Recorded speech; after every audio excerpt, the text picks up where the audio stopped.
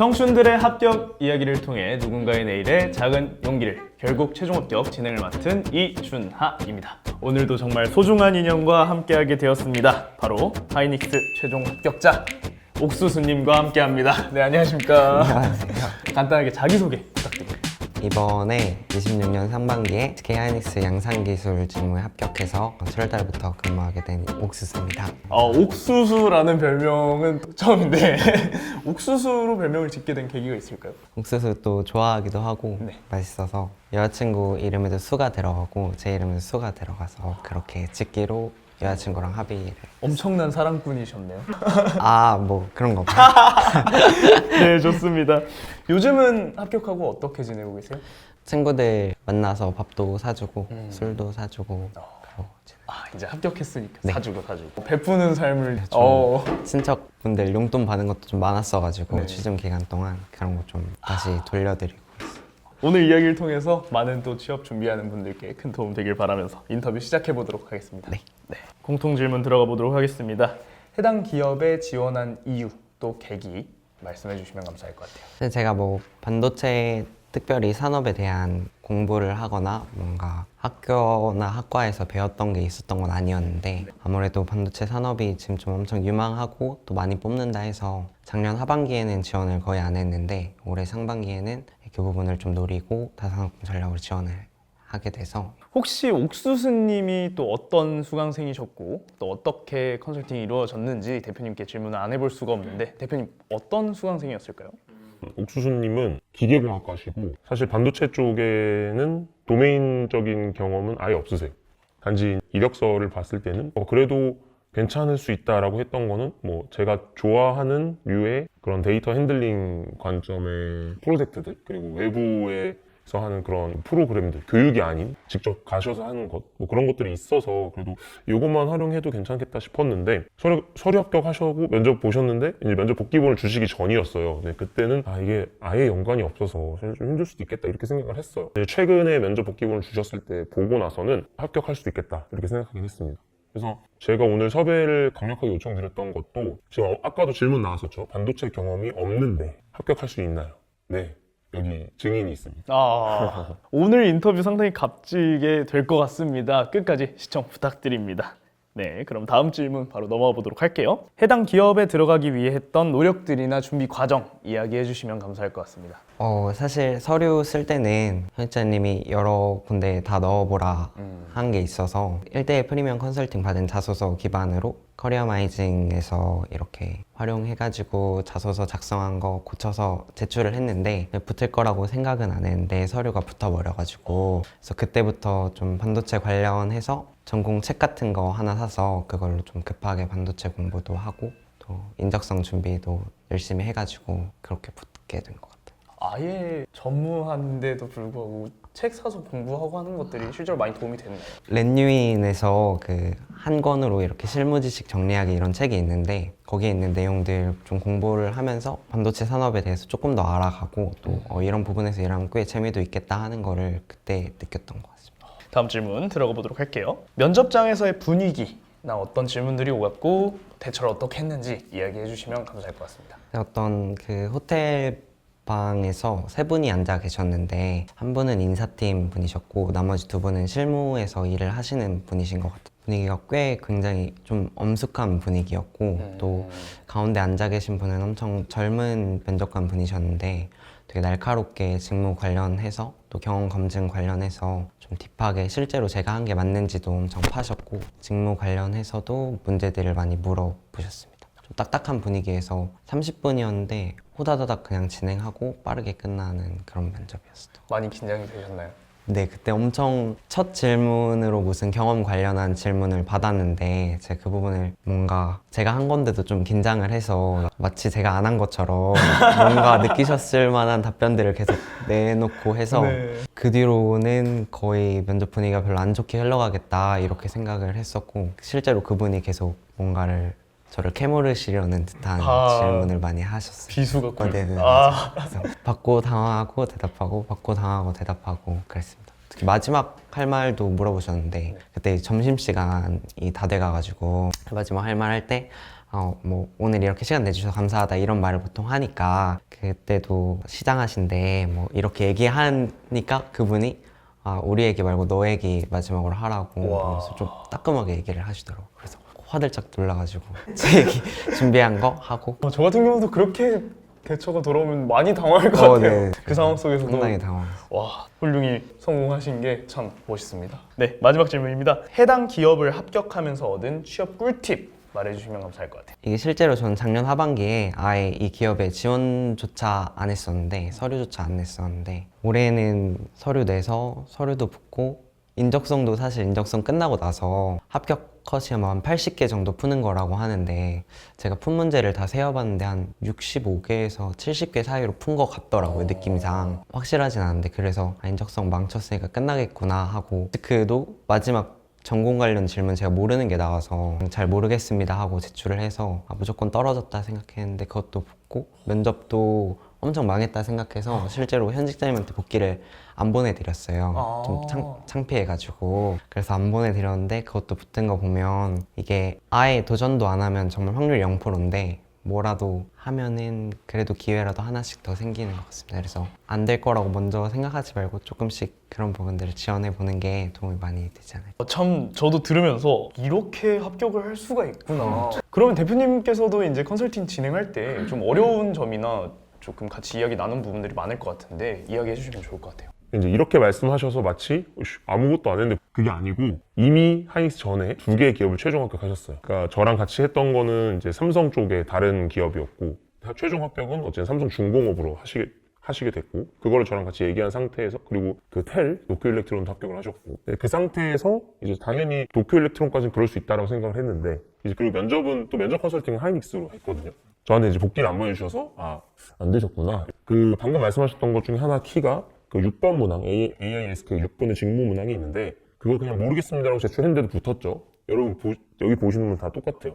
그 직무 질문은 여러분들이 모르는 게 당연한 거예요. 신입사원이기 때문에. 신입이 그걸 알면 이상한 거예요. 제가 볼 때. 네, 물론 그거의 난이도가 좀 낮아졌어요. 처음 나왔던 25년도 하반기에 비해서. 어쨌든 그거 못한다고 떨어지는 거 아니다. 결론은 제가 생각했을 때 AISK 최대한 많이 풀고 기본 질문들 잘 답변하고 이러면 된다고 보고 면접도 이제 본인은 못 보셨다고 하셨는데 제가 어디서 힌트를 얻었냐면 이건 진짜 확신할 수 있습니다. 여기 특허 제가 면접 컨설팅 때도 아마 특허를 하나 지정하고 공부를 하라고 했을 거예요. 그게 면접 과정에서 딱 중반부에 그 답변이 딱 나왔는데 거기서부터 분위기가 달라졌습니다. 제가 느낄 때. 전반적인 그 질문의 퀄리티라던가 그다음에 실질적으로 이력을 증명하는 관점에서의 질문들이 전부 달라졌어요. 저는 그래서 물론 100%는 아니겠죠. 네, 하지만 아주 높은 확률로 저는 이 복귀를 받다면 이거는 붙을 수 있겠다라고 생각했을 것 같습니다. 그래서 말씀드리고 싶은 건 면접 컨설팅 하시는 분들한테는 옥수수님 이후의 분들 끝나고 나서의 면접은 제가 특허를 아예 발굴해드려요. 지금 그러고 있고. 근데 면접 컨설팅도 그냥 아무나 하는 건 아니고 저는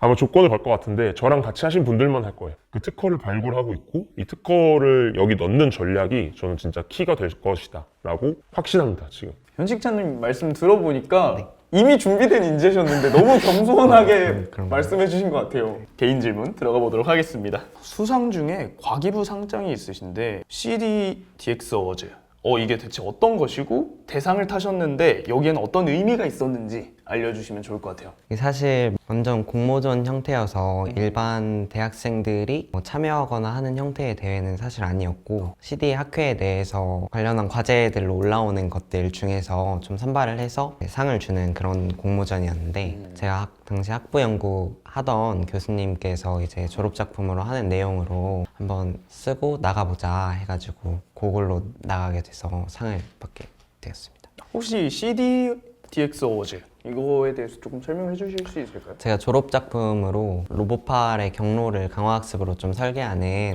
그런 졸업작품을 했는데 그걸 진행을 하면서 이제 이게 강화학습이나 어떤 데이터 관련해서 좀 엮여 있고 만드는 것 자체도 경로를 설계해주는 플랫폼 소프트웨어 개발하는 거였어서 그런 부분에서 이제 제조 소프트웨어 관련해서 새로운 플랫폼 만드는 거 있으면 그런 거 지출해봐라 해가지고 그러면 또 이 질문을 현직자님께 드려야 할 것 같은데 이 스펙 합격하는데 좋은 도움이 되었을까요?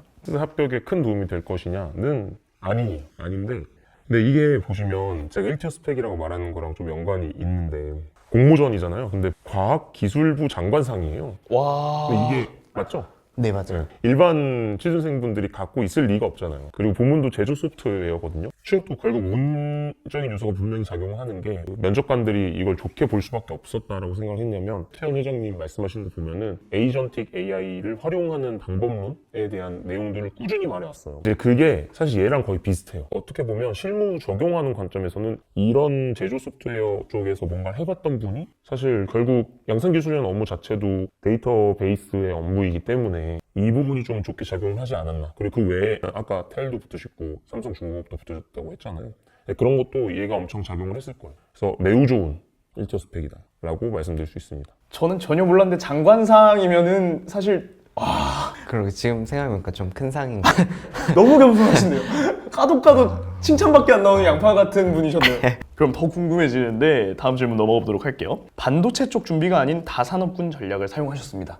어떤 부분을 가장 중점적으로 어필을 하셨는지 궁금합니다. 저희 과가 엄청 대형과고 트랙도 많이 나눠져 있어서 뭔가 하나를 깊게 파는 학부생들이 많이 없었기도 했고 저도 그 중에 하나였습니다. 그리고 또 제가 사실 3학년 때까지는 뭔가 전공을 살려서 취업을 해야겠다라는 생각이 없었어서 뭐 특정 산업군을 엄청 발굴을 해서 제 경험들을 만들거나 하지는 않은 상태였습니다. 그래서 이런 부분을 조금 희석하고 좀 보완하고 싶어서 이제 데이터 관련한 학부연구생을 했고 아무래도 이런 데이터 관련 경험들은 특정 도메인이 아니더라도 어느 도메인이든 요새는 다 데이터를 핫하게 사용하고 있으니까 조선업에도 지원을 하고 뭐 반도체에도 지원을 하고 여러 군데 지원을 했는데 그때마다 이제 저 이런 데이터를 핸들링 해봤다. 그래서 조선업에도 이런 데이터가 많이 나오는데 제가 그것도 할 수 있다. 이런 식으로 좀 어필을 했던 것 같습니다. 단순히 지원만이 아니고 다산업군 전략을 정말 확실하게 잘 사용하신 것 같아요. 그래서 좋은 결과가 있지 않았나 싶습니다. 마지막 질문 넘어가 보도록 할게요. 해시태그 문항에서 꼼꼼한 완벽주의 왜 그렇게 기재를 했고 실제로 완벽주의가 어느 정도 있으신지 궁금합니다. 제가 이거를 사실대로 말해도 될지 모르겠는데 그게 그 해시태그 문항이 너무 어려웠어서 제 경험들 가지고 저에게 해시태그를 좀 추천해 달라고 AI한테 얘기를 했거든요. 나는 네네. 어떤 사람인 것 같은지. 그래서 나온 것들 중에서 하나를 골랐는데 근데 사실 이게 완벽주의가 뭔가 좋은 말은 아니다 보니까 저는 그 해시태그 문항에 그걸 쓰면 안 됐다 생각했는데 일단 제출을 해버려. 그게 네, 저도 쓰면 안 된다 생각합니다. 면접 준비할 때도 그 부분이 되게 좀 안 좋게 보일 것 같고 또 공격적으로 들어올 수 있을 것 같다는 생각도 많이 해서 그런 걸 좀 보완하는 준비도 많이 했었던 것 같아요. 너무 매력적이신데요? 근데 잘 아마 그 30분이라는 시간 안에 뭔가 저의 모든 약점들을 다 파헤치시기 조금 어려운 시간이셨던 것 같아요. 그래서 좀 안 들키고. 저도 정말 많은 분들이 인터뷰했지만 이야기하면서 너무 매력적이세요. 감사합니다. 혹시 본인이 생각하기에 완벽주의 성향이 있나요? 사실 없는 것 같습니다. 저는 약간 유도리게 일하거나 뭐 약간 좀 유연하게 하는 거 좋아해서. 그러면 AI는 전곡을 찌르지 못했네요. 네. 얘가 아직 그만큼 발달하지 않나 봅니다. 근데 믿으셨네요. 그 밑에 또 글 풀어낸 거 보면은 이제 뭔가 데이터 그냥 수집해서 들어올 때 그거 그대로 안 믿고 좀 이거 진짜 맞나 하고 한번 검증하는 프로세스를 넣은 내용이어서 그 내용적인 부분을 좀 더 보시고 해시태그에 크게 무게를 안 두셨던 것 같아요. 네, 확실히 해시태그보다 좋은 내용들이 정말 많았으니까. 네, 그러면 개인 질문 여기까지 맞춰보도록 하겠습니다. 자, 이제 랜덤 질문 시간입니다. 2가지 질문 정도 한번 뽑아서 진행해 보도록 하겠습니다. 네, 저 주시면. 네, 첫 번째 랜덤 질문입니다. 취업을 준비하면서 하루에 평균 몇 시간 정도 앉아 있었나요? 지금 생각해보면 그 취업을 같이 준비하는 친구가 동네 친구가 2명이 더 있었는데 네. 늦잠을 좀 많이 자는 편이어서 아침에는 거의 눈 뜨면은 일어나서 책상에 바로 앉아서 한 10시, 11시쯤 앉았던 것 같아요. 10시, 11시 앉아서? 네. 앉아서 이제 친구들이랑 그 디스코드 방에 그냥 마이크 꺼놓고 함께 준비를 네네네. 근데 그냥 뭐 산업이 뭐 같거나 분야가 같거나 한 건 아니어서 그냥 그냥 모여만 강제성을 있는 두도록. 강제성을 네. 스터디 같은 네. 동네 친구들과 한 열품타 같은 느낌이었는데 그래서 한 저녁 한 10시 정도까지 중간에 밥 먹는 시간 제외하면 한 11시부터 10시 정도 앉아 있었던 것 같아요. 그러면은 한 11시간 정도가 되는데 밥 먹는 시간 빼면 한 8시간 정도는 앉아 있지 않았을까요? 그래도 상당히 많은 시간 할애해서 노력을 하셨네요. 네네. 그래서 10시에 끝나면 이제 친구들이랑 다 같이 하루에 게임을 같이 조금 하고 복귀가 아니고 게임을. 아예 그날 좀 이제 스트레스 받는 그렇죠. 것도 풀고 스트레스 관리 하는 중요. 것도 중요. 제 생각에 옥수님 이런 밝은 에너지들 그리고 시간 활용을 상당히 잘하셨다고 생각해요. 이런 것들이 또 지치지 않고 달려가는 힘을 만들어주지 않았나 싶습니다. 네, 다음 질문 가보도록 하겠습니다. 네. 이 질문 나왔네요. 스펙 중에서 본인이 제일 아끼는 스펙 무엇인가?